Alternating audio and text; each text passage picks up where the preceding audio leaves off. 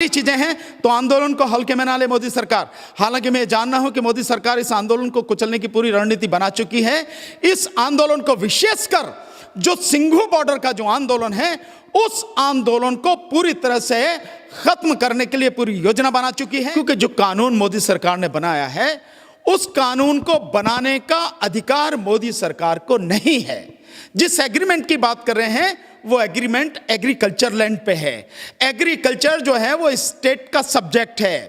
कानून के माध्यम से अगर देखें, समझने की कोशिश करें तो मोदी जी के पास में बड़े बड़े वकील हैं और अच्छे अच्छे उनके पास जानकार लोग होंगे, तो जरा उनको जरा देखें, पूछें उनसे कि क्या मुझे अधिकार है जो कानून मैंने बनाया है।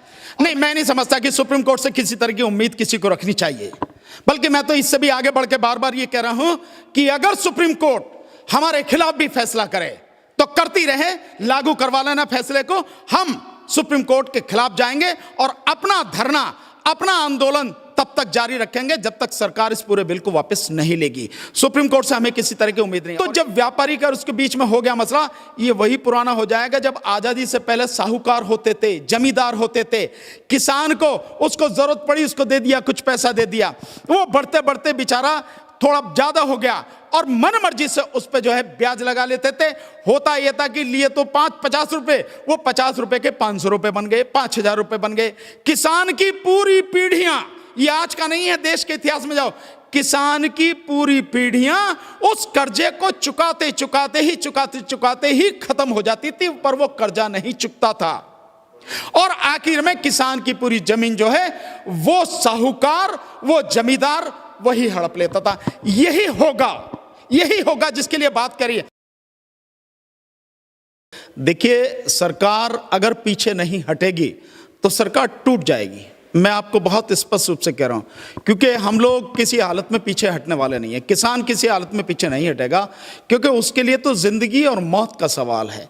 और जो ये बात कही जा रही है कि इससे कुछ नहीं होगा, पहली बात तो इस सरकार को, मोदी सरकार को यह बात कहने का ही कोई हक नहीं है। क्यों? क्योंकि जो कानून मोदी सरकार ने बनाया है उस कानून को बनाने का अधिकार मोदी सरकार को नहीं है।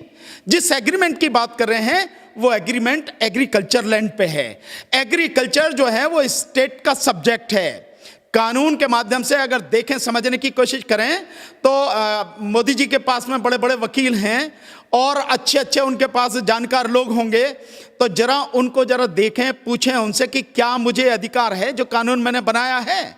और मैं जानता हूं कि मोदी जी जिस तरह की जो दादागिरी दिखा रहे हैं, जिस तरह से लगातार अपनी तानाशाही दिखा रहे हैं कि मुझे जो ठीक लगेगा मुझे कर देना है, बाकी जाओ भाड़ में, क्योंकि मैं जहां भी चाहूंगा, जैसे चाहूंगा, अपनी ताकत के दम पे सारा चीज जो उसको करा लूंगा।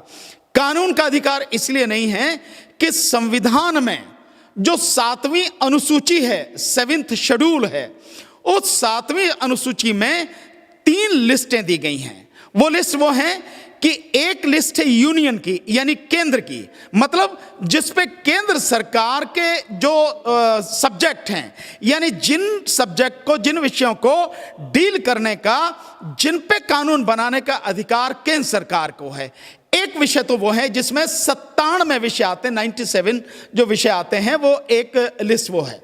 दूसरी लिस्ट है स्टेट की, यानी जो राज्य की लिस्ट है, यानी जो भिन्न भिन्न राज्य हैं हमारे देश में, जितने भी प्रदेश हैं, उन प्रदेश सरकारों को, यानी विधानसभाओं को कानून बनाने का जो अधिकार है उनकी वो लिस्ट है। जो सब्जेक्ट उन्हें डील करने उनकी है, उसमें आते हैं अपने जो है करीब 66 हमारे उसमें विषय आते हैं। अब 1-2 उसमें से कम भी हो गए, तो वो हमारे विषय उसमें आते हैं। इसके बाद है तीसरी लिस्ट है, उसमें 47 विषय आते हैं, जिसको हम बोलते हैं संवर्ती सूची या कनकरेंट लिस्ट, इंग्लिश में अगर बोलें तो उसमें है 47 विषय, जिसमें केंद्र सरकार और राज्य सरकार दोनों उसमें कानून बना सकती हैं। उसमें जो केंद्र सरकार का कानून है वहां तक वो प्रभावी माना जाएगा जहां तक उस तरह का जो है राज्य सरकार का भी कानून है। तो राज्य सरकार का कानून नहीं माना जाएगा, केंद्र सरकार का कानून माना जाएगा। इस सरकार ने क्या काम किया है कि उसी की जो 33वें नंबर पर, यानी संवर्ती सूची, तीसरी जो लिस्ट है, उसकी जो 33वीं जो नंबर है, उस पर ट्रेड एंड कॉमर्स वाला जो है उसको लेकर इन्होंने कानून बनाया है।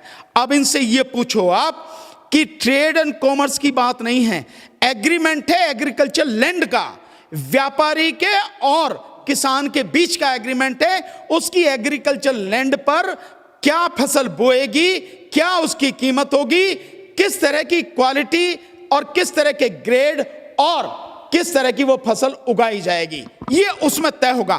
तो ये एग्रीकल्चर का जो मसला है ये स्टेट का मसला है। जो स्टेट की जो लिस्ट है दूसरे नंबर वाली, उसमें 14वें नंबर पर ये आता है, 14वें नंबर पर एग्रीकल्चर। तो ये स्टेट का सब्जेक्ट है, आप स्टेट के सब्जेक्ट पर कानून नहीं बना सकते।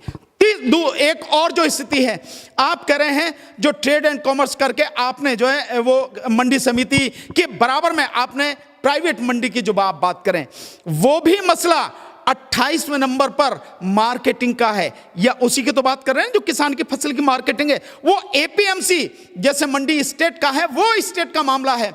आपका तो मसला ही नहीं है। जिस तरह की कोशिश ये कर रहे हैं मोदी जी, जो बार बार बता रहे हैं, इनको ये होना चाहिए कि पहले तो जो चीज तुम्हारे अधिकार की है ही नहीं, जिस पे तुम कुछ कर ही नहीं सकते, वहां तुम संविधान को धता बता के, संविधान को एक साइड में करके एक तरह की तानाशाही जो आप दिखा रहे हैं और कानून बना रहे हैं, वो अधिकार आपको नहीं है।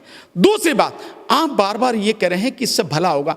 हम यही जानना चाहते हैं कि इससे भला कैसे होगा, क्योंकि आपने अपने आप को पूरी तरह से अलग कर लिया।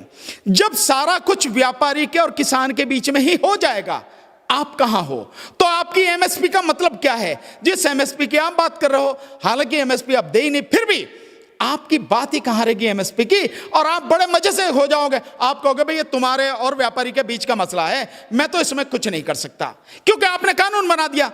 तो जब व्यापारी का उसके बीच में हो गया मसला, ये वही पुराना हो जाएगा जब आजादी से पहले साहूकार होते थे, जमींदार होते थे, किसान को उसको जरूरत पड़ी, उसको दे दिया, कुछ पैसा दे दिया, वो बढ़ते बढ़ते बेचारा थोड़ा ज्यादा हो गया और मन मर्जी से उस पे जो है ब्याज लगा लेते थे।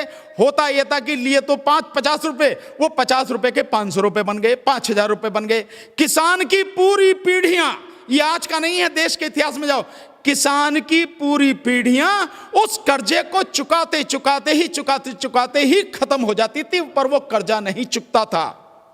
और आखिर में किसान की पूरी जमीन जो है वो साहूकार, वो जमींदार वही हड़प लेता था। यही होगा जिसके लिए बात करिए। और जब किसान तबाह होगा तो किसान अपनी फसल पर, अपनी ही जमीन पर मजदूर बन गया, तो मजदूर तबाह हो गया, मजदूर पूरी तरह से तबाह हो गया। और फिर मैं कह रहा हूं कि जब सब कुछ पूरे देश में यही हो जाएगा, उद्योगपति और किसान के बीच में समझौता, तो जो अनाज चाहिए गरीबों के लिए, जो सरकार ने फूड सिक्योरिटी बिल जो बनाया 2013 में, जो आज भी लगातार लागू है, जिसके तहत सरकार आज भी 5 किलो अनाज, 80 करोड़ लोगों को 5 किलो अनाज, 1 किलो चना दे रही है, उसके लिए अनाज कहां से लाओगे? जो मनरेगा के तहत आप वो करते हैं, उसके लिए कहां से व्यवस्था करोगे? जो गरीब बच्चे हैं, उन गरीब बच्चों को मिड डे मील दिया जाता, 12 करोड़ बच्चे हैं इस देश में गरीब, जिनको मिड डे मील दिया जाता, उनके लिए खाना कहां से लाओगे? और जब कभी अकाल की स्थिति आ गई या और बुरी स्थिति आ गई, प्राकृतिक आपदा इतनी भयानक आ गई, तब कहां से लाओगे? उसके लिए अनाज कहां से लाओगे? तो सरकार अकेले इस एक्ट के माध्यम से इस देश को पूरे को तबाह करना चाहती है, अपने आप को इन सारी चीजों से अलग करके चंद उद्योगपतियों के हाथ में इस पूरे देश को उनकी चौखट पर गिरवे रखना चाह रही है। इसलिए देश का बेड़ा गर्क हो जाएगा। सर, अब ये पूरे मसलों को देखते हुए जो है, अब ये जो पूरा मसला है वो सुप्रीम कोर्ट में पहुंच चुका है, बातचीत चल रही है कि एक समिति बना दिया जाएगा।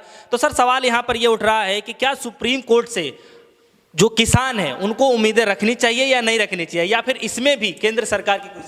नहीं, मैं नहीं समझता कि सुप्रीम कोर्ट से किसी तरह की उम्मीद किसी को रखनी चाहिए, बल्कि मैं तो इससे भी आगे बढ़ के बार बार ये कह रहा हूं कि अगर सुप्रीम कोर्ट हमारे खिलाफ भी फैसला करे तो करती रहे, लागू करवा लेना फैसले को। हम सुप्रीम कोर्ट के खिलाफ जाएंगे और अपना धरना, अपना आंदोलन तब तक जारी रखेंगे जब तक सरकार इस पूरे बिल को वापस नहीं लेगी। सुप्रीम कोर्ट से हमें किसी तरह की उम्मीद नहीं है। और एक चीज और आपको यहां क्लियर कर देना चाहता हूं, मेरा नाम भानु प्रताप सिंह है, लेकिन मैं वकील हूं, एडवोकेट हूं। इस सुप्रीम कोर्ट में जो मुकदमा डाला गया है वो भारतीय किसान यूनियन के एक गुट है, उसमें वो भी उस गुट के जो नेता हैं वो भी हैं भानु प्रताप सिंह, वो भी मेरे ही नाम राशि हैं। हाँ, वो ठाकुर लगाते हैं, ठाकुर भानु प्रताप सिंह लगाते हैं। वो मेरा नाम केवल भानु प्रताप सिंह है। ऐसा गलतफहमी नहीं होनी चाहिए कि मैं सुप्रीम कोर्ट में गया हूं। मैं तो हर मंच से कहता हूं मुझे कोर्ट पे किसी तरह का विश्वास नहीं है, क्योंकि कोर्ट के जितने भी पीछे के जितने भी काम हैं वो ऐसा कहीं भी नहीं दर्शाते हैं कि उसमें किसी तरह का विश्वास किया जाए। और अब जिस तरह से ये मुकदमे डाले गए हैं, हालांकि एक चीज में मैं थोड़ा सा जरूर मानूंगा कि सुप्रीम कोर्ट की टिप्पणी मुझे थोड़ा सा अच्छी लगी आज, जो उसने कहा, जब उसमें ये कहा गया कि भाई ये जो है ये भी शाहीन बाग की तरह जो है धरना है, इसको उठवाना चाहिए, रास्ते खाली करवाने चाहिए। तो सुप्रीम कोर्ट की तरफ से टिप्पणी आई कि शाहीन बाग अलग है, ये अलग है, ये बहुत बड़ा आंदोलन है और इसके विषय में इसकी परिस्थितियां अलग हैं, उसको अलग तरीके से देखना पड़ेगा, सब बिल्कुल एक जैसे नहीं हो सकते।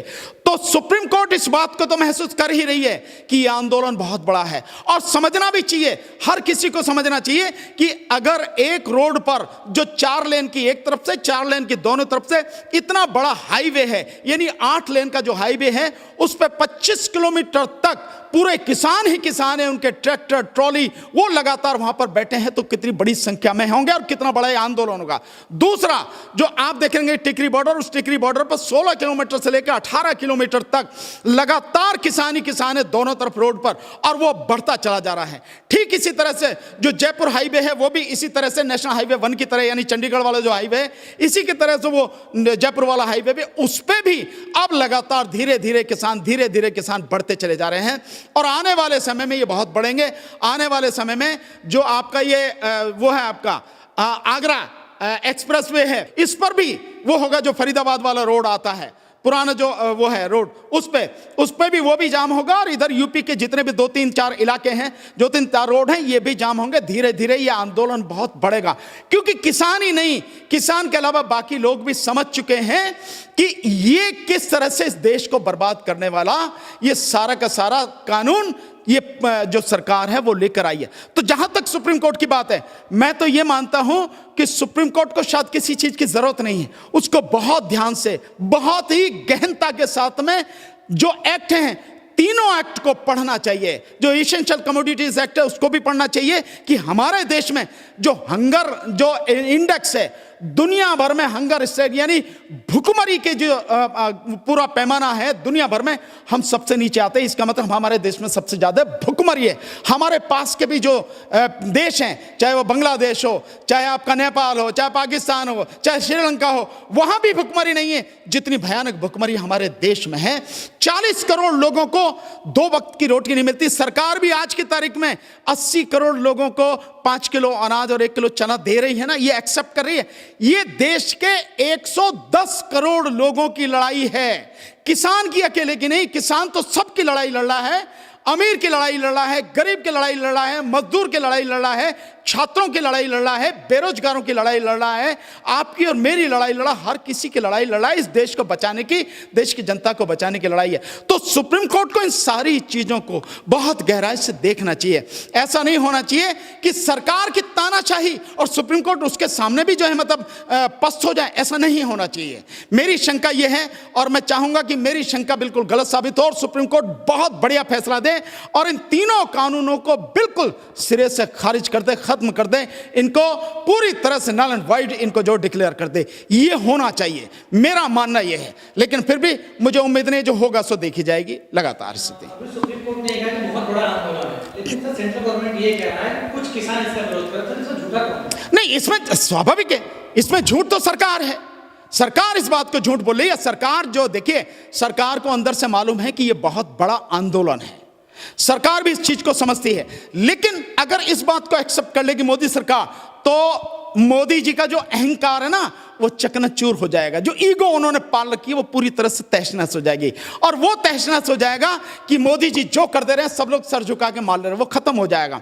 इसलिए झूठ बोलेंगे, मानेंगे नहीं किसी हालत में कि बड़ा आंदोलन है। हकीकत यह है कि सरकार जानती है कि बहुत बड़ा आंदोलन है। आजादी के बाद से इतना बड़ा आंदोलन, इतना समर्पित भाव से चलाया जाने वाला आंदोलन, इतना अनुशासित तरीके से चलाया जाने वाला आंदोलन, इतना जो मतलब एक बहुत ही शिष्टाचार के तरीके से, बहुत ही एक योजनाबद्ध तरीके से यह आंदोलन चलाया जा रहा है। किसी भी तरह की यह आंदोलन में कहीं कोई भी अभद्रता आपको नजर नहीं आएगी। और पूरी दुनिया में धीरे धीरे धीरे धीरे ये आंदोलन अपनी जगह बनाता चला जा रहा है, इसका प्रचार प्रसार पूरी दुनिया में हो रहा है। ये सारी चीजें हैं, तो आंदोलन को हल्के में ना ले मोदी सरकार। हालांकि मैं जानना हूं कि मोदी सरकार इस आंदोलन को कुचलने की पूरी रणनीति बना चुकी है। इस आंदोलन को विशेषकर जो सिंघू बॉर्डर का जो आंदोलन है, उस आंदोलन को पूरी तरह से खत्म करने के लिए पूरी योजना बना चुकी है पैरामिलिट्री फोर्सेस का, और हो सका तो आर्मी का भी वो इस्तेमाल करेगी। किसी भी समय, रात के समय वो कार्रवाई कर सकती है। ये सारी की सारी इंफॉर्मेशन हम लोगों के पास लगातार आ रही हैं। और ये क्यों है, सिंघू बॉर्डर को ही टारगेट क्यों किया गया है? क्योंकि सिंघू बॉर्डर पर पंजाब के किसान भाई लगातार बहुत बड़ी संख्या में हैं, बहुत बड़ी संख्या में, और अगर उनको कुचल दिया गया, वहां से हटा दिया गया, तो ये माना जाएगा कि भाई पूरी तरह से ये आंदोलन खत्म हो गया, और फिर किसी भी व्यक्ति की आंदोलन करने की हिम्मत नहीं पड़ेगी अगर यहां का आंदोलन खत्म कर दिया गया। हो सकता है इसमें बड़ी हिंसा भी करे सरकार, कुछ भी हो सकता है जिस तरह की चीजें हो रही हैं। तो मेरा मानना यह है कि जिस तरह से कर रही है मेरी सरकार को, ये मैं आगाह भी करना चाहता हूं कि इस तरह का कोई कदम ना उठाए। इस तरह का कोई भी कदम देश के लिए बड़ा घातक सिद्ध होगा। बहुत सोच समझ के काम करे।